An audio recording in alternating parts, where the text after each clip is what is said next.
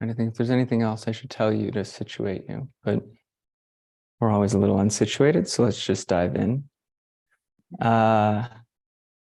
So we've been in this practice together for a day, and it's been really wonderful to get to know a few people who've joined us. A few of you have come here. And for those in the local Sangha, we're really just kind of starting from the very beginning. And so I thought today, it has me reading Suzuki Roshi's Zen Mind, Beginner's Mind. And honestly, I haven't picked it up in maybe a decade. And I don't know, it's like so read. Everyone reads Zen Mind, Beginner's Mind. And you think, well, I've read that. And maybe I've read that a number of times. And you don't think to go to it, or I haven't. It's the most brilliant collection of very short thoughts from Suzuki Roshi. I couldn't believe it when I picked it up. So here's what I ended up reading just before this evening. He says, when we sit, we are nothing. We do not even realize what we are. We just sit. But when we stand up, there we are. That is the first step in creation. When you are there, everything else is created all at once. When we emerge from nothing, when everything emerges from nothing, we see it all in a flash of new creation. This is non-attachment, he says. This is non-attachment. Maybe you didn't see that last bit coming. When we're not attached, we can disappear and reappear without any trouble. The whole world can disappear and reappear without any clinging, any trouble. What he also means is this is just actually the way things are. The world dies and comes into being, dies and comes into being. So I thought as we're kind of dropping into this spacious time, this quiet time, that we can tend to, okay, what's it like when we notice our life is quiet enough? We come to sit together here, which is so conducive to just being still.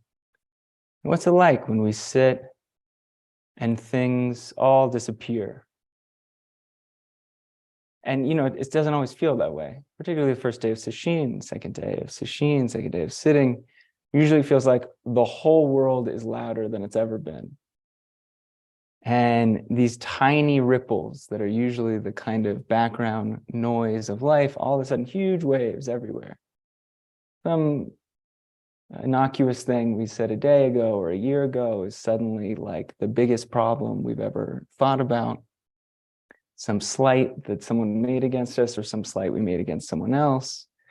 It's a wave, and then it's a referendum on our character, and then it's the thing that'll never disappear. And this is kind of what the first day of just being quiet can be like. And so we're in that. And it brings to mind for me today that our practice is one of non-preference, right? We talk about our practice sometimes as non-preferential awareness, as opposed to preferential awareness, to prefer to have a certain kind of feeling or way of being. And this is maybe the core of what's so tricky about Zen. How do you really not have a preference?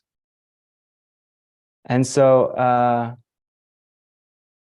this is what we've been coming back to today, to just stop adding and see what it's like when we have bare awareness of our life with all its facets, all its stuff, all its annoyances, all its bliss. And we've been asking questions. Who are we before these stories? What is life before our idea of our life intervenes? What is our deepest, most ardent desire? And then we remind each other, don't answer these questions with more ideas, just be you. And we say, when you are you, Zen is Zen. We've been practicing just being you, being us. So that's basically as much about Zen as I'm going to say. So maybe at the very end. I thought we'd talk about the 4 Bodhisattva vows. It's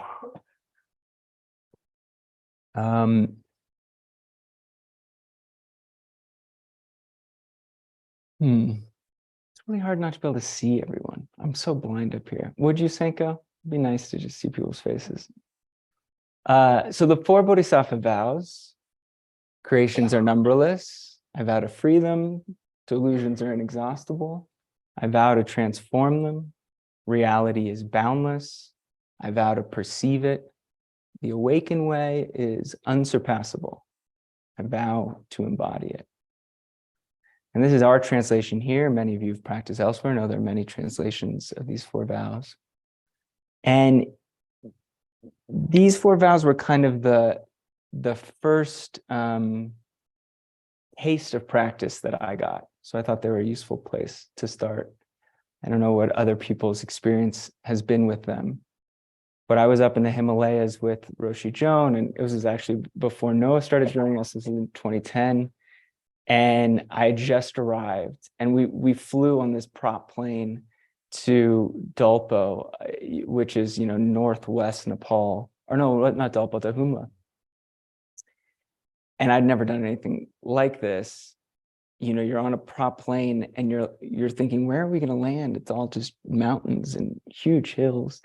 And then suddenly you're coming into this tiny dirt like scratch on a hill and coming to a stop. And there's just, wilderness and farming communities for as far as you can see. And we all would gather in the morning and gather in the afternoon and gather in the evening. And we'd start our gatherings with these four bodhisattva vows. We'd chant them together. And it just struck me. I'd been practicing for a while at that point. I'd sat sessions here, but somehow it just pierced me. And it was my mantra. I started just saying them over and over, day after day. And the second day we did a clinic in Humla. The second day I was wandering about kind of on a break. And there was just one tiny thicket. Everything was open, everything was farmland. And I wandered into this thicket. And I didn't expect to find, but found kind of hidden in there, this military encampment with soldiers, Nepali soldiers with machine guns and a whole setup, and kind of hidden in there. Obviously, everyone knew they were there, but offered them some protection or something. And the surprise of it somehow kind of knocked me sideways. And the vows, these four bodhisattva vows, seem to invite a total non-aversiveness to any of it. Oh, that belongs here too. Oh, that's this scenery, this place, this community, this group of people doing their thing. And I think without them, I would have been pretty upset, or I would have been like, what's this military state? And so I got curious, like, what are these vows? Also, when we're in practice, these vows can slightly map onto our experience of like 4 days of intense practice. We start kind of a little bit with the first vow. We just sit and creations are everywhere. And we just practice freeing them and freeing them and freeing them. So let's start with the first vow.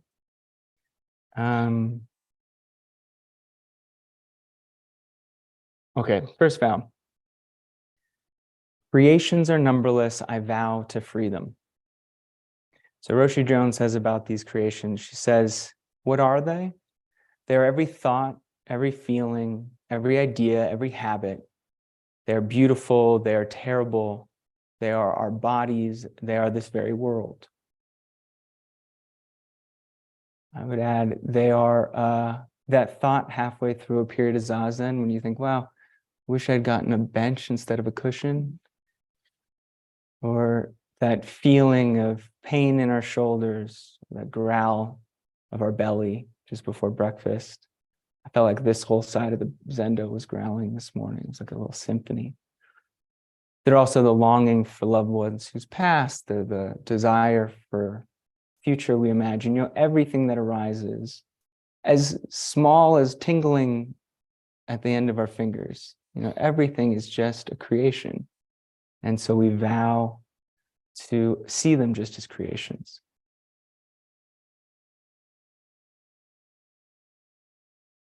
So another translation of this vow is, sentient beings are numberless. I vow to free them all. I think this might be the San Francisco Zen Center one. So again, an endless, impossible task, these big vows, these vows we vow to do with our whole being so big, how could we possibly? Where are we going to free all these creations to? If everything's a creation, where do they go? What do we do with them? And for me, that this starting with freedom is very potent. So it can be many things, but one might be that by freeing, we mean to honor each creation, each thing, just as it is, without attaching, without pushing away, like the clouds while we were sitting, like the thoughts that arose. And if we don't need anything from them, if we don't need anything from our own pain, if we don't need anything from anyone else's joy, if we don't need anything from the clouds, not rain, not shade, then they can just be what they are. And if creations are what they are, if we allow them to just be what they are, then we can be who we are. Right? We develop this relationship of being with things just naturally. And it totally transforms our relationship of how we feel ourselves. Okay, so that's creations. The second bodhisattva vow, delusions are inexhaustible. I vow to transform them. Anyone have a guess of what a delusion might be? Anyone ever had a delusion? Ever thought maybe I'm in delusion? Well, that's kind of delusion. Anyone? What's your favorite delusion? Anyone have like a go-to? Like a safe for work go-to, or like I want to share this in a crowd of people, not all of whom I know. Anyone? Okay. I am not enough. Love that delusion. Yeah. I'm going to be unhappy forever. Anyone else? Yeah. I shouldn't be this way. Yeah. I'm perfect. That's another delusion I like sometimes. Yeah. What is delusion? Well, these are delusions. You know, I will. Don't worry. We'll get to, well, at least my opinion about what are delusions, which itself, as we know as practitioners, is a delusion. So this is going to be one of those circular things. I'm certain. That's another good delusion. I'm really certain of that. Anyone else? Yeah. So that's a good question. And oh, sorry, the question is, aren't creations delusions as well? And sometimes we talk about them interchangeably, so that our language can look at it from one angle where, yeah, we're talking about creations and delusions as both kind of the substrate of our experience. But we can also distinguish, and I think if we distinguish, we would say creations are things as they arise. So anything as it is, and delusions are when we attach a story to something as it is. So the second we attach our desire to it, the second we are aversive, and let's have a story about why we're aversive, that story is a delusion. And it's a delusion only because, well, it's our opinion, but we think it's really the way things are. So that's the delusion part. I was enjoying hearing people's delusions. I don't know if there's any others. Yeah. Yeah. I failed at a few things, therefore total failure. Never get it right. Yeah. Noah? I'm fine. Yeah. One more piece of chocolate. I'll just eat one more piece of chocolate. Not a delusion unless you eat 2 pieces of chocolate. I've completed. I'm done. Oh, I'm fully cooked. Yeah, I'm completed. I'm good. Yeah. I'm not angry. What are you talking about? Me? I'm this body. I'm this body. Yeah, that's the big delusion. Yeah. I get somewhere, I will be fulfilled. If I get somewhere, I'll be fulfilled. Just over that horizon, just over there. I'll be fulfilled then. Yeah. I'm right about filling the blank here, the person's wrong. Oh yeah, I'm right. They're definitely wrong. That's like our delusion du jour. Yeah. You can change the past. I can change the past. Okay. I can create the future. Yeah. Yeah. So I think we're all pretty clear on, oh, Natalie. Is this a creation or a delusion? I'm bored. I'm bored. Well, there's boredom might be the creation. I'm bored might be the delusion. That would be my guess. Yeah. God will take care of it. Uh-huh. God will take care of it. Don't worry. Yeah.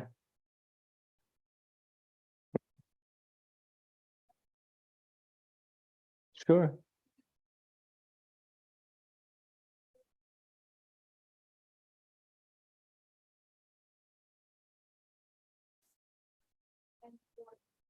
And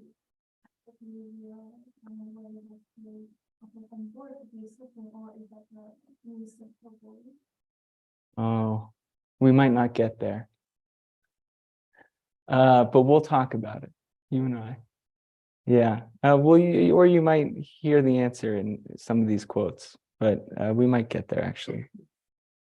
So thank you everyone who shared a delusion. That's incredibly comforting for me to know that others share some delusions that I share. Maybe it's comforting for some others. And you have another one, Fushin? We're not so comfortable. We're not so comforting. So yeah. So what can we say about delusions? So we vow to transform them.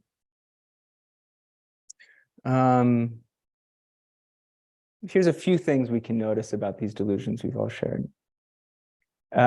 Delusions aren't always bad. We can have the delusion, I'm always wrong or I'm always right. Equally a delusion, equally kind of useful. We enjoy it the same, which is interesting to notice about delusions, because it's not the story that we're grasping for, it's the habit, it's the certainty. Oh, I know how things are. And not only do I know how things are, I know who I am and I know who you are. And I can wrap myself in this knowing, in this habit of certainty, to just control the uncontrollable. The world's chaotic, but at least, I got these delusions and I can keep them close. And we sometimes talk about it like a blanket, like we're wrapping ourselves in something warm and comfy. And we don't really want to take it off, because if we took the blanket off, we'd be porous to the world, to the elements. This morning we stretched with shins on and we were porous to the elements. It was cold and we could feel it on our skin. And if we had thought about it, we might have thought that's not going to be fun. But we're in sesshin, so we didn't think, we just went, and it was wonderful. So this is the kind of area delusions take. When we think about it, we think, well, I'd much rather be in delusion than have to be in the real world where I'm not sure what's going to happen. But in reality, when we allow ourselves to be with things as they are, it's much more interesting. And so we transform this habit of turning away, of wrapping ourselves in this kind of certainty about things, so that we can get used to, enjoy, oh, what is it to turn toward rather than away? So this is a little bit about delusions. I haven't read a single word yet, so I'm sure I'm skipping a ton of important things about delusions. Well, here's a few things we can keep in mind. Delusions generally arise from one of three inaccurate beliefs. The first is the belief that things and thoughts are me and mine. This is the identifying with. It's the habit of just self-identification. Second is the belief that things are permanent, that we can have and attain something. Often we think of everlasting bliss or perfection and hold it up like a trophy. We'll have this. It's permanent. I'll have this happiness. The third, the belief that we are separate from everything else rather than intricately tied up with everything. So those of you who are paying attention will notice the three marks of existence here. When we forget those ways of things, we can really step into a whole nother kind of delusive sphere, like putting VR goggles on. Okay, so that's delusions. We vow to transform them. And before I get into transforming, since we're kind of at the crucible here. How many people know the parable of the two arrows from the Pali Canon, the Buddha's teachings? How many people don't know the parable of the two arrows? We could just skip it if everyone knows it. No, tell it. All right, thanks, Natalie. So this is a wonderful and often told story, kind of teaching that the Buddha gives.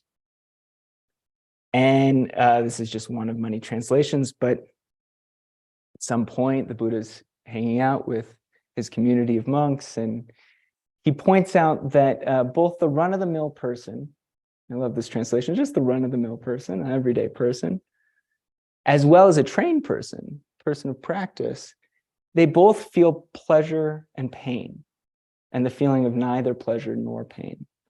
So what's different about them? This run-of-the-mill person, this person of practice, both feeling pleasure and pain, both feeling boredom or the absence of pleasure and pain. So what's different? And so a young bhikkhu says, well, we can't exactly say, why don't you explain it to us, Buddha? And he says, of course, dear bhikkhus, I'll explain it to you. So he says, when touched with a feeling of pain, the run-of-the-mill person sorrows, grieves, laments, beats his chest, becomes distraught.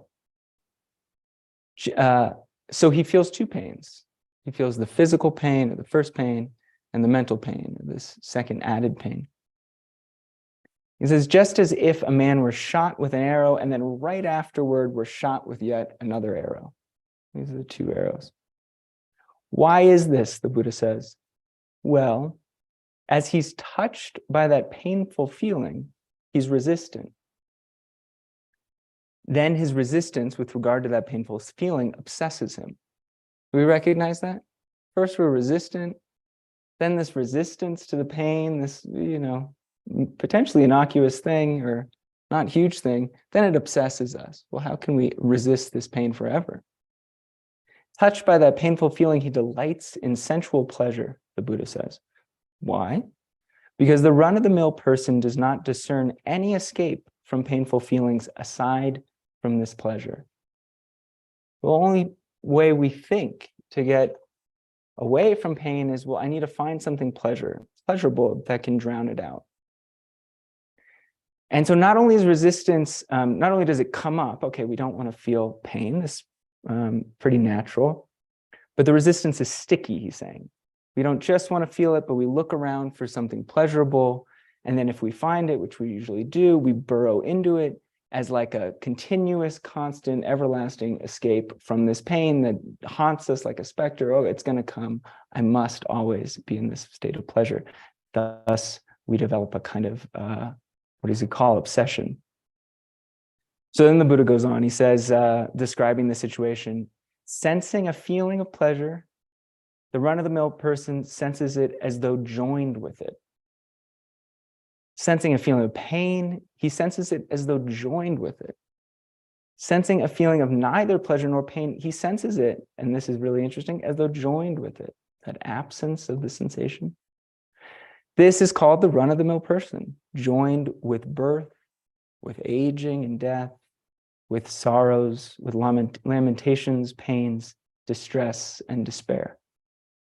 He is joined, I tell you, with suffering and stress.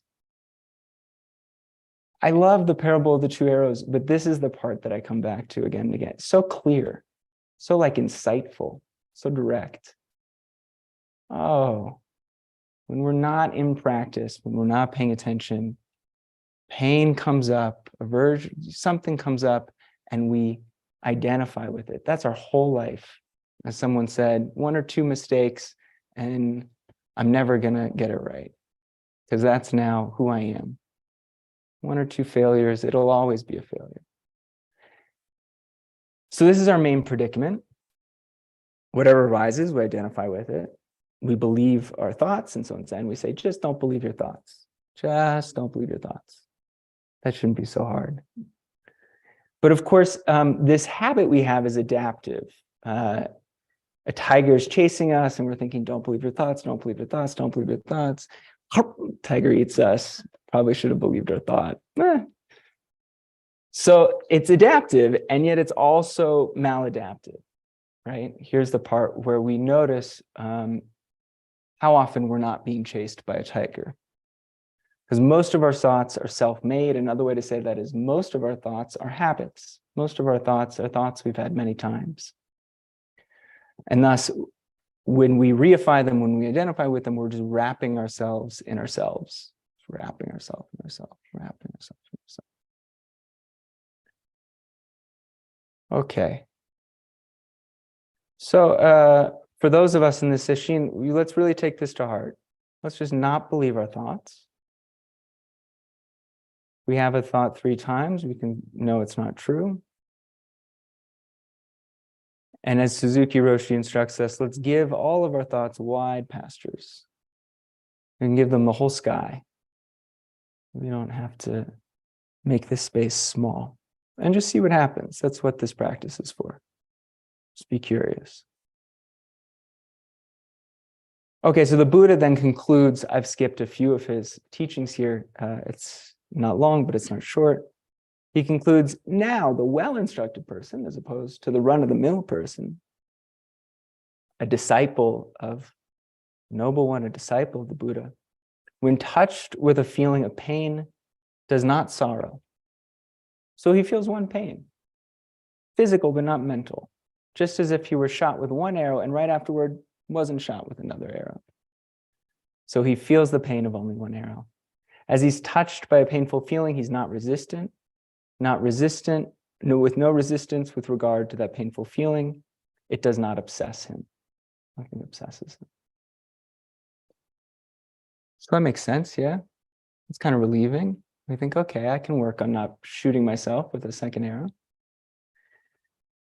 But here in this story, you may think, well, being only struck by one arrow is definitely better than being struck by 2 arrows. But why didn't the Buddha just teach us how not to be struck by an arrow at all? Wouldn't that be nice? Well, yes or no. Here we remember that the Buddha's first teaching, his core teaching of the 4 Noble Truths, his first of the 4 is dukkha. First is suffering. So there is suffering in the world. This radical place to start. Creations are numberless, right? And I think perhaps it's Buddha's first teaching, who knows why, but it strikes me that we all have this odd, persistent notion that life should not include suffering. Deep down, most of us really think this. Just be honest. We believe suffering is a kind of glitch in the system, a kind of error in the code. We believe that it's a kind of show of weak resolve. And this is why it's such a problem when we suffer. We think, well, this shouldn't be here. And not only shouldn't it be here, I'm going to get rid of it. And with enough resolve, and if I'm clever enough, and if I figure out the right thing to do, suffering, you know, that's a kind of thing I experienced as a kid, but I'll get over it. But then the more we notice what we and others are going through, the more we notice that suffering isn't like this. Suffering is very common. It's very present. So I'd written a little bit about this, and then I came across, as I often do, a kind of poetry slam-like essay from Norman Fisher. It's a little like him, but a little not. And he just kind of goes off on this truth about suffering. So I'm going to read it. I quite enjoyed it. This is Norman Fisher Roshi. He writes, there's more suffering than we know. Anxiety is suffering, isn't it? There's a lot of anxiety. Not getting what you want is suffering. How many of us don't get what we want? Irritation is suffering. Anger is suffering. Having to put up with things you don't like is suffering. Knowing that you're going to have to die and you really don't want to. That's suffering. Sickness is suffering. Old age is suffering. Not having enough money is suffering. Losing your job, that's suffering. Having a bad marriage is suffering. Having no marriage can be suffering if you want to have one. Fear is suffering. Knowing you could lose what you think you have is suffering. Being ashamed is suffering. Feeling disrespected is suffering. Feeling unloved. Feeling loved, but not loved enough, that's suffering.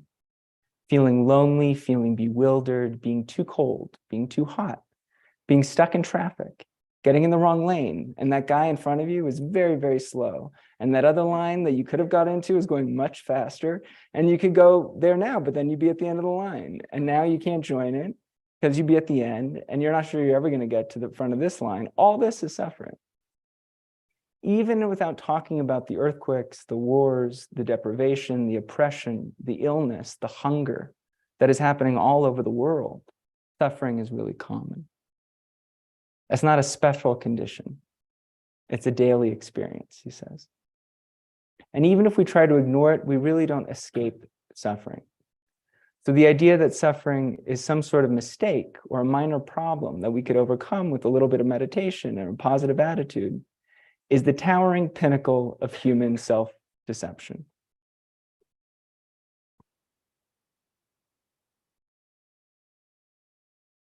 The great and beautiful secret of meditation practice is this, he concludes. You can experience dukkha, suffering, with equanimity. You can experience suffering with equanimity. How do we experience suffering with equanimity? So equanimity is the activity, the space of not pulling towards or pushing away. Right? In equanimity, all things are allowed to have their place, their dignity. So how can we allow suffering to arise and that be true too? So another way of saying this, as we're thinking back on the 4 bodhisattva vows, as we said, is that suffering or dukkha seems like a big and terrible thing, but actually it's sewn into every aspect of life. It's sewn into, it's the substrate of life. And that's no problem. The only problem is that our avoidance gets in the way. And ultimately, maybe that's not a problem either, but it certainly feels like one. And so we can attend to it. So we transform delusions by turning toward them rather than turning away from them.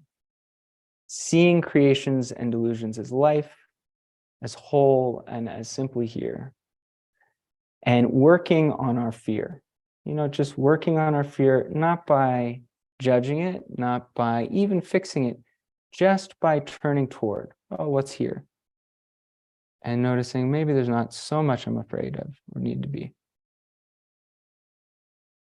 So again, Norman Fisher says, when we fully embrace our suffering and the suffering of the world, we're free of suffering. Our ordinary messed up lives have been the whole time perfect Buddha lives, just the way they were. A beautiful thought. So right in the middle of our suffering, right in the middle of dukkha is our freedom from suffering, is our nirvana. So this leads us to the 4th bodhisattva vow, which is, reality is boundless, I vow to perceive it. Well, sorry, the 3rd, I think I said 4th, thank you, Noah. How could that possibly be true unless freedom, infinite freedom, were right in the middle of wherever we were? Can you feel that? How could we ever vow to realize that boundlessness unless we felt that that were true, right where we are? So if the first 2 vows remind us that pitting ourselves against reality is something we do to our own detriment, then the 3rd and the 4th vow, which we'll get to, reminds us just to feel the vastness that's right here, just to be unbounded. This is our translation of emptiness, as we often talk about. And if we're not bounded, if there's no boundary, then I'm you, you are me. There's no place we're dividing the world up. And so the 3rd vow is so simple. We don't even have to figure it out. What do we have to kind of know? There's no lesson about how that works. We already feel that. So we vow to come to that. I think I was probably going to say this at the end of the 4th vow, but the thing about these vows, and the thing about every teaching in Zen, which is every kind of pointing at the moon, every pointing at this reality, it's not the reality itself, is it's never sequential. So it's not like we do the first vow and then we do the second vow and then we do the third and then we arrive at the fourth. These vows exist within each other, right? They're all one vow. And so we may think, well, I've freed creations a lot and I've transformed delusions a good deal, and now I'm hanging out in the boundlessness of all things, man. And it's pretty great over here. Right? In that experience of being boundless is the freeing of creations, is the transforming of delusions. All right. So a whole Dogen fascicle on this, which maybe in a couple of days we'll read a bit of, but it begins with a just stunning quote by Shuangxia, one of the ancient Chinese masters, and he says, "The entire world in the 10 directions is the true human body," as Vipul was pointing out. The entire world of the 10 directions is the true human body. The entire world of the 10 directions is within the radiant light of the self.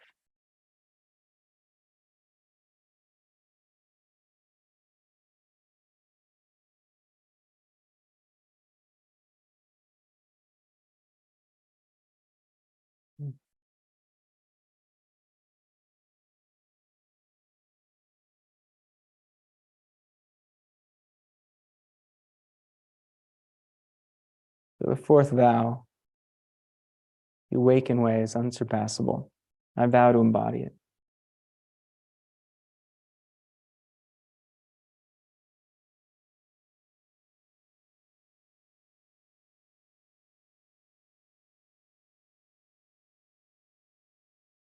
Anyone have an idea how we embody it?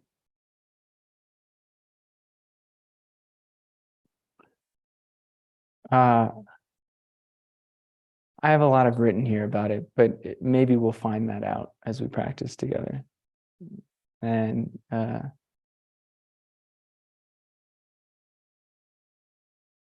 what I so love about sesshin, this kind of practice that we're in the community, is it's impossible to ignore the fact that we deeply affect each other. In sesshin, everyone can feel that everyone else is kind of part of this whole organism. And with time, and we're kind of just stepping into these waters, it's like we're one nervous system. You can feel if someone's not doing well, if someone's not there. You feel it in the Zendo. Everyone's sewn into everyone else. And so this persistent delusion we have that we're separate and we're going to go do our thing over here and it's going to be great and we're going to be this great thing over in the corner becomes like untenable, absurd. The sense that we wake up together is so felt. The sense that we embody it together. What awakened way are we embodying? Only the one that we do with one another. There's no awakened way we embody separately. And so I so enjoy this time we get to spend together in this way, because in the everyday activity of life, I can forget that. And in these times, we're kind of like building a trust, building a felt sense. Oh no, that's actually not true. We're just coming together on a Wednesday night. We can feel that. So that's our fourth vow.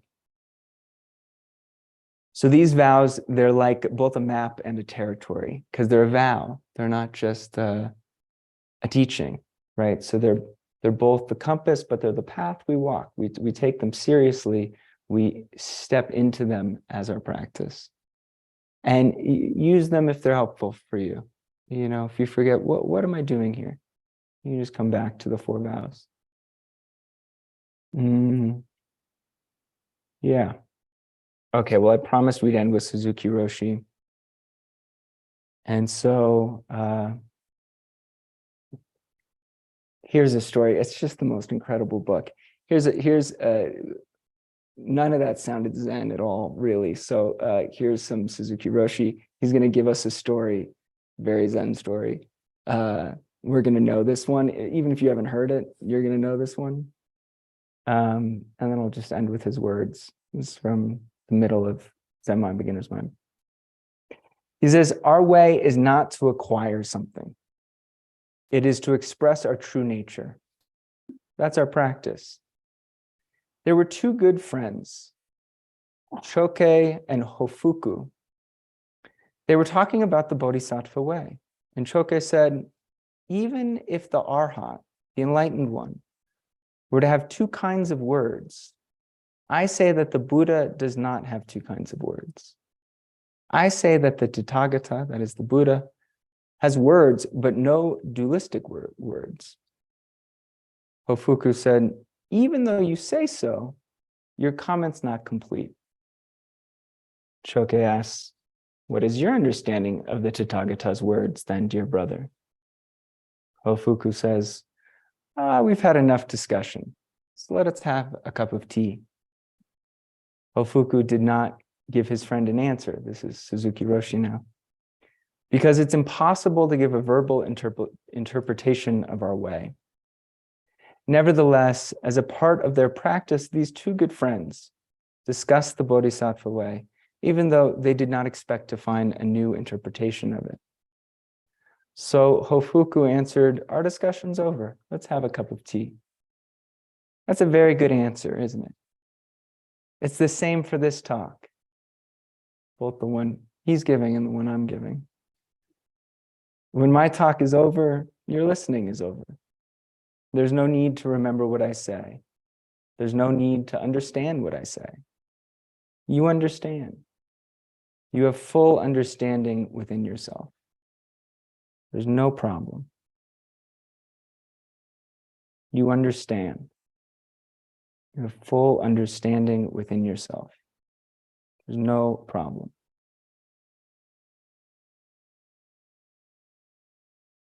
So thank you all for your practice and for listening so wholeheartedly. I so appreciate it. We'll end aptly with the 4 Bodhisattva vows. And as we're in practice, all of you who've come to join us for the evening, we'll stand and bow and then reset the Zendo. And if you would depart in silence, we're holding silence and we'll go right into our meal together in the Zendo. All right.